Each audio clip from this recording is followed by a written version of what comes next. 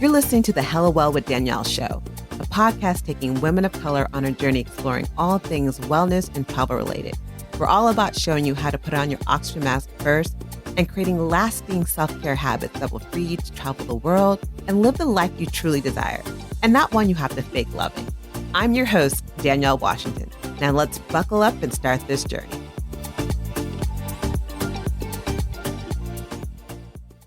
Welcome to the Hella Well with Danielle podcast, your weekly mental vacation from the daily grind for busy women who just need a moment to pause, breathe, and woosah. I'm your host, Danielle Washington. And last week's episode, if you didn't hear it, it was on likability. I discussed this op-ed piece in Essence magazine about Amanda Seales and the need to be liked more than to have competent skills.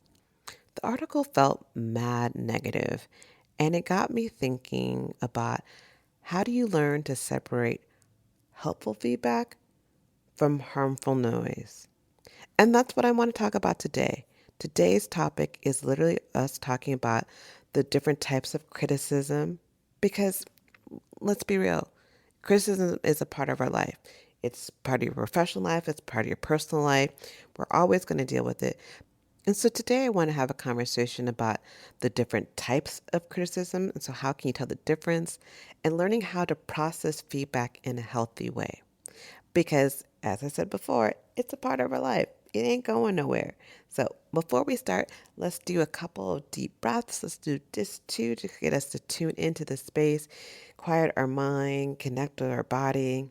So if you can, I invite you to close your eyes, maybe put your hands on your heart, and just take a deep inhale and exhale through your nose. Again, taking the deepest breath you've taken all day. Hold and exhale all the air out, contracting your navel point into your spine. Then taking a moment to allow your breath just to go back to its natural state. And when you're ready, flutter your eyes open. And let's begin this conversation. Like this article on Amanda Seales was like a perfect case of how public figures are received and they're given feedback. This was an article to give feedback, whether you deem it as constructive or not. Depends on how you took the article. Whatever your thoughts are on the article, it was an op-ed piece on the complex interplay between being liked, giving feedback, and career advancement. And it's something that we all deal with. Constructive criticism, destructive criticism, what's the difference? Well, in my opinion, there's a big difference between the two. Constructive criticism is meant to help you improve, and it's generally presented in a kind of kind, supportive, respectful manner.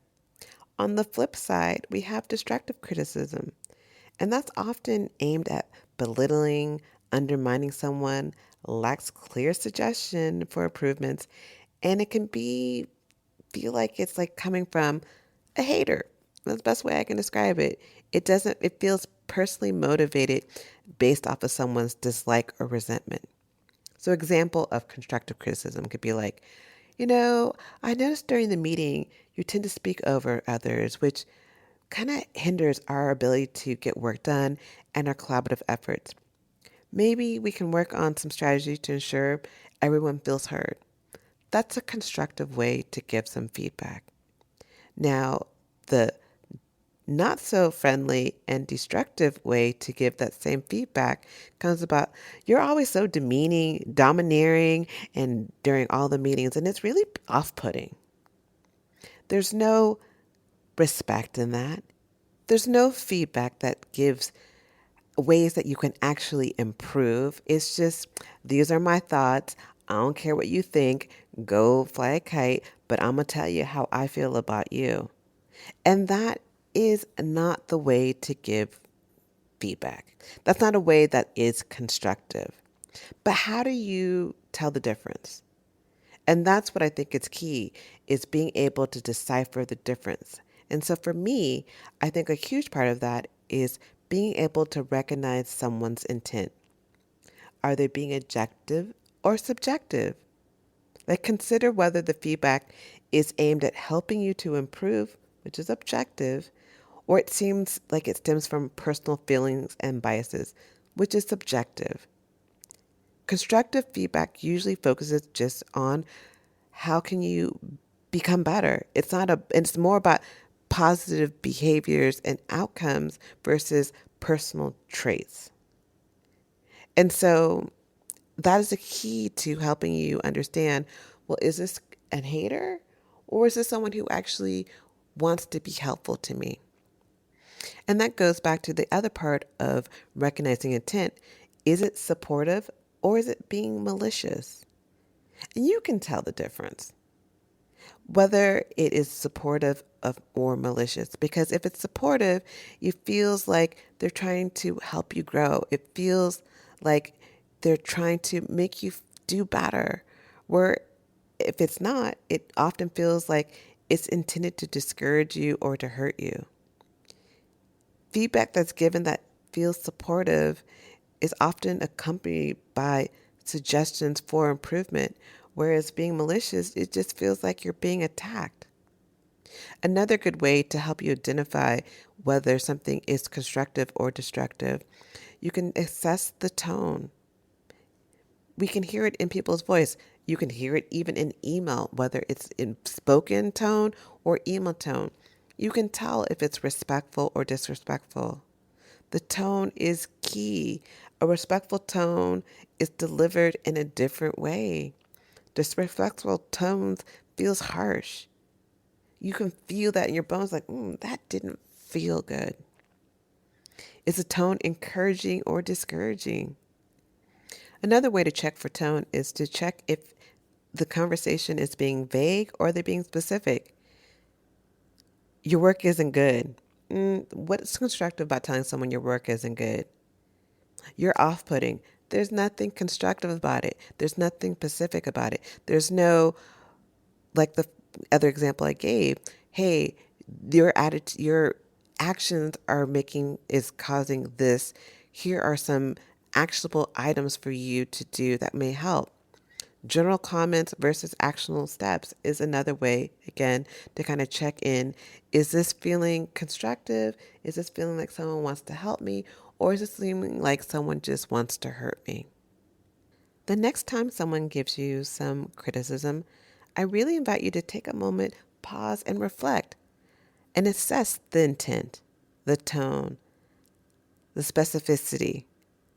And that will really help you figure out, is this coming from a good place or not? And then also ask yourself some questions before you respond or even think about things if you have the opportunity to do so. Ask yourself, what did I immediately feel and experience when I heard the feedback? Like like physically, what did you feel? What was your experience? How did my perception of that feedback change when I also took a moment to step back and I focused in on the intent, the tone, and the content? Being able to take a moment to pause and evaluate the content, the tone, and the intent of the feedback makes a huge difference because it gets you not to react. It gets you to respond and not react, because often when we react, that's when we're reacting from our triggers. It may not be even anything that someone said.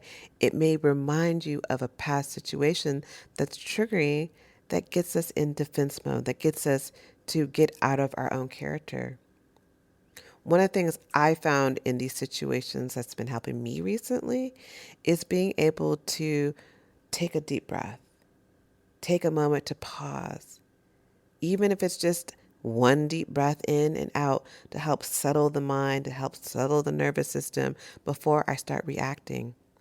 If you have time, think about other emotional regulation techniques like meditation, talking to a friend to manage your emotional response, but also taking the time to do your due diligence to say, is this feedback even valid? Is it coming out of some malicious feeling? Because just because someone gives feedback, it doesn't mean we have to receive it and take it on as truth. That could be someone's perception. That doesn't mean it has to be your truth. I'm going to say that again. That could be someone's perception. It doesn't have to be your truth. It doesn't negate someone feeling the way they feel, but it doesn't mean that you have to take it on as your truth. Because oftentimes when we're in these situations and we get this negative feedback, it can feel triggering. It can feel like it brings on stress, anxiety. It could lower your self-esteem, going back to that feeling of being liked, especially if it taps into your personal insecurities or past experiences. So I'm going to need you to take a moment to pause, breathe, and does this fit? Does it feel right? How do I feel about this? Is this person trying to help me? And if so, how can I incorporate what they're telling me?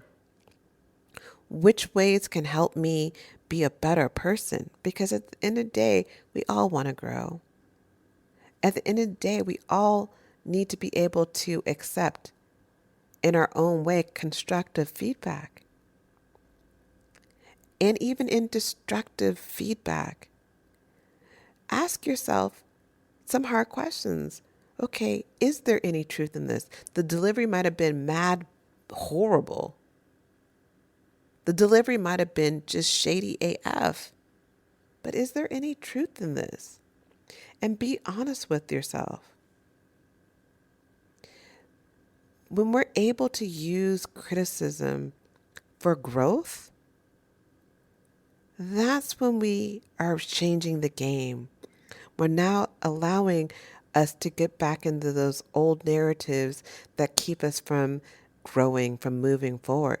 When we're able to integrate constructive feedback into our personal development plans, creating specific goals and working on things to help us improve, that's another way to level up versus being stuck. Feedback's always going to happen.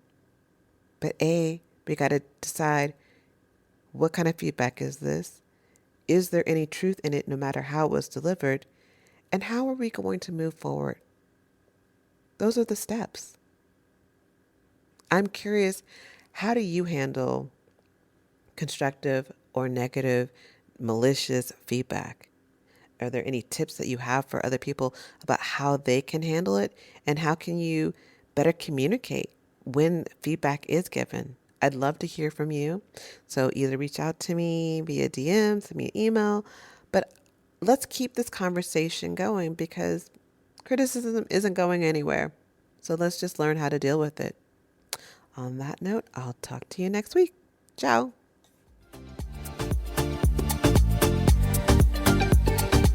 Thanks for joining us this week on the Hello Well with Danielle show. Make sure to visit our website, hellowellwithdanielle.com, where you can subscribe to our show on iTunes, Spotify, and Amazon Music and never miss an episode. Also, you can follow us on social media at Hello Well with Danielle on Facebook and Instagram, and Hello Well Danny on Twitter. And if you like hella love the show and got some good nuggets out of it, know that I'm not too proud to ask for you to please leave a rating or review on iTunes so that we can continue to expand our reach and help other women of color. Again, thanks so much for listening, and I hope to see you next week. Ciao.